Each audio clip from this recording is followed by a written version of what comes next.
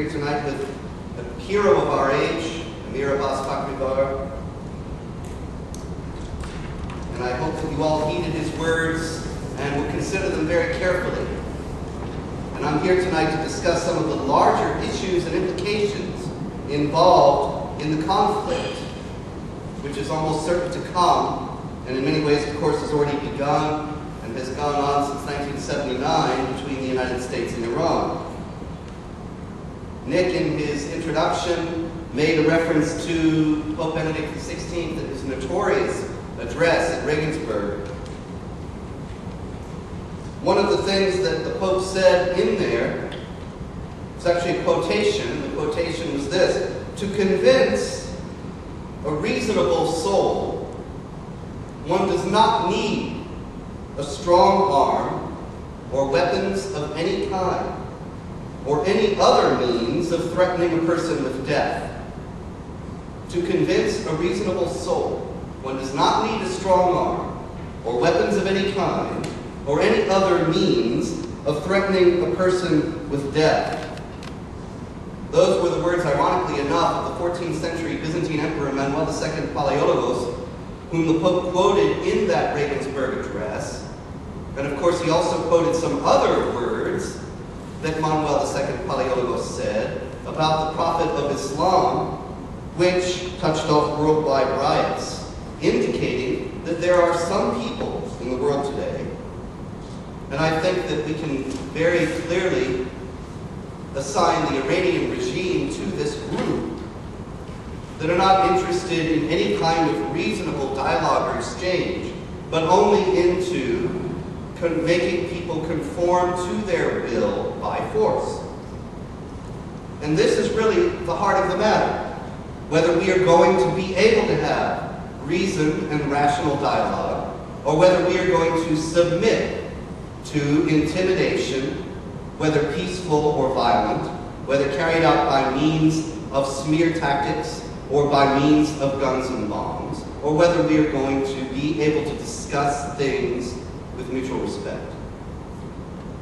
The conflict, I think, was summed up most vividly in the murder of the Dutch filmmaker Theo van Gogh in Amsterdam, November 2nd, 2004. Theo van Gogh, you may know, was a relative, a descendant of the great painter.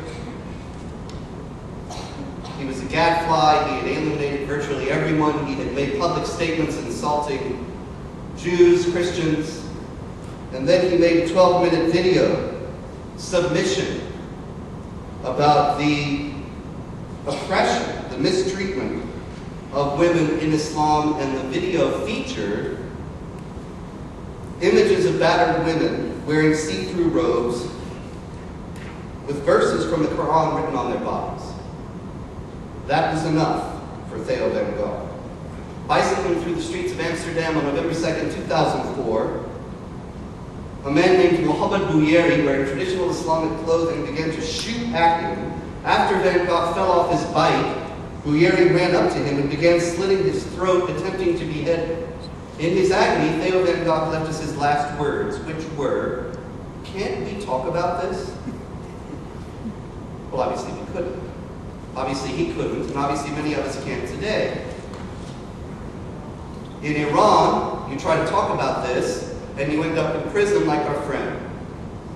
All over the world, even in the Western world, you try to talk about these issues. And you get vilified, smeared, lied about, condemned, without a hearing. Bouyeri, of course, replied to Van Gogh's entreaty, "Can't we talk about this?" by stabbing him repeatedly, and finally leaving a knife stabbed into his body, on which a note was attached containing verses from the Quran and threats to other Dutch public figures. At his trial, Bouyeri was absolutely unrepentant and absolutely clear about why he had murdered Van Gogh. He said, "I did so purely out of my beliefs.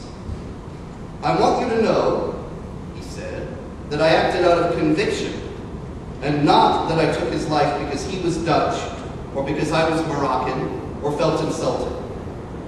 If I ever get free, I would do it again." And finally, he summed it all up. "What moved me to do what I did was purely my faith. I was motivated by the law that commands me to cut off the head of anyone who insults Allah and His Prophet. Can't we talk about this? I was motivated by the law that commands me to cut off the head of anyone who insults Allah and His Prophet. That is the heart of the conflict that we face in the world today. On the one hand, there's a determination to talk, to negotiate, to accommodate, no matter what the provocation. On the other side, there's fury, intransigence, absolute conviction, and an absolute unwillingness to budge. All pervasive in the West, all pervasive here in this group, I'm sure, is the assumption that everyone wants peace and is willing to compromise and negotiate to get it. And that everyone will be willing to meet an opponent halfway. And that everyone shares this conviction such that we can all, if we only work hard enough, work through every problem peacefully. Oh, I wish it were so. I wish we could talk about this. I have been trying to talk about this for years. And if you'll permit me a personal note, for years now, I have been trying to speak about the origins and the derivations, the causes of the violence committed in the name of Islam by Muslims who justify it explicitly. If you read, for example, Osama bin Laden's recent address to the people of Pakistan, he quotes 10 Quran verses, and he explains those verses in the context of saying that the first loyalty of the Muslims is to the Ummah, and therefore Musharraf, in collaborating with the Americans, has betrayed the Ummah, and every Muslim, because of his religious beliefs, has to rise up against that regime. And he's doing it, he quotes Quran, he makes voluminous use of the Islamic traditions and Islamic law. This is, of course, nothing new. You read any statement of anyone who shares this ideology, and constantly there's this appeal to the purity of Islam, to what they represent as being the true Islam.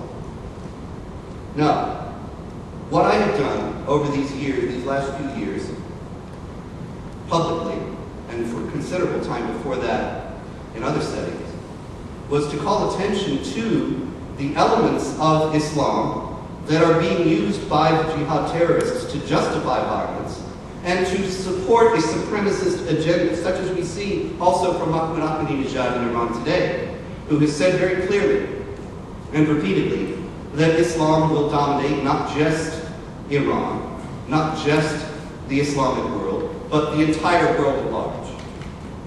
And that this is something he sees as a manifest destiny, something he sees as an inevitability that it will be fulfilled, and this is his religious responsibility to carry it out. Now, when I first started to speak about these things publicly, I thought that what I would hope to have seen, what I hoped at that time to see, was a reasonable dialogue. Because there is no reform of anything without admitting there's a need for reform. There is no fixing a problem that you won't admit is a problem. If I have a brain tumor and I say, well, I have a headache and I'll take a couple of aspirin and I'll be fine, will I get better? No. In order to solve a problem, you have to diagnose it properly. If the jihadists, if Mahmoud Ahmadinejad, if Osama bin Laden, if jihadists around the world are appealing to core texts and teachings of Islam, then it is incumbent upon peaceful Muslims and all people of goodwill, Muslim and non-Muslim, to work against that and to find reasonable ways to reinterpret those passages, to counter those teachings, and to stand up for human decency, for the universality of human rights, for the equality and dignity of men with women, of women with men, for the freedom of conscience, for all these things that are threatened by this ideology. But there was no dialogue. Many of you are probably here tonight because you've heard all sorts of terrible things about me, or about Amir Abbas Fakhribar, or about both of us, or about terrorism awareness week, or about islamo-fascism awareness week, and so on. Now this is exactly the same problem that we see. Can we talk about this, or I have to behead anyone who insults me? Is there going to be reasonable dialogue with people who disagree with you, or is there going to be violent intransigence and smears?